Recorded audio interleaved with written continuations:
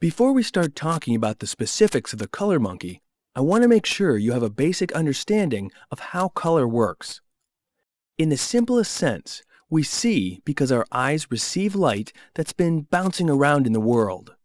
Our brain interprets the light energy and creates an image. The human eye perceives three primary colors of light: red, green, and blue. By combining varying amounts of these three colors, it's possible to create all the other colors we see. I mix red and green light together to get yellow.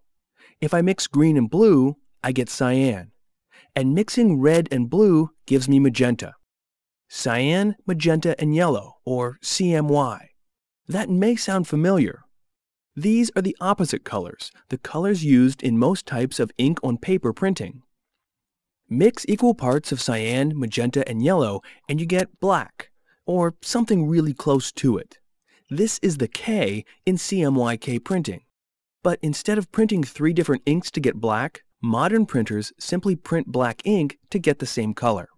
And you can get back to red, green, and blue, or RGB, by mixing cyan, magenta, and yellow together.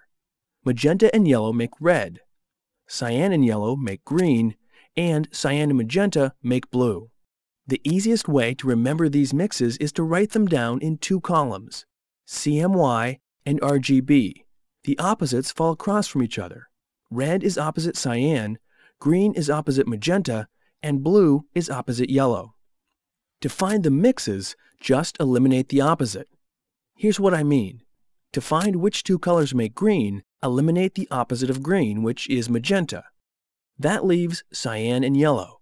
Cyan and yellow make green. Here's something else to keep in mind. Color is greatly influenced by the other colors around it. Well, that's not exactly true. Actually, our perception is greatly influenced by the colors around whatever we're looking at. Let me demonstrate. You may recognize this. It's a slightly modified color checker by x-rite. Take a look at these 2 squares. This one is kind of a dark forest green, and the other is a much more vibrant green, almost day glow. Now watch what happens when I isolate the 2 greens by masking off the surrounding colors. The 2 we were comparing are actually identical.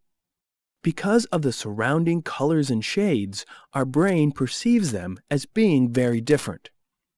Look at this color. How would you describe it? Some might call it simply red or brick.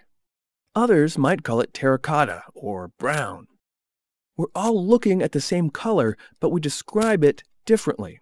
Well, that same thing is true of digital devices.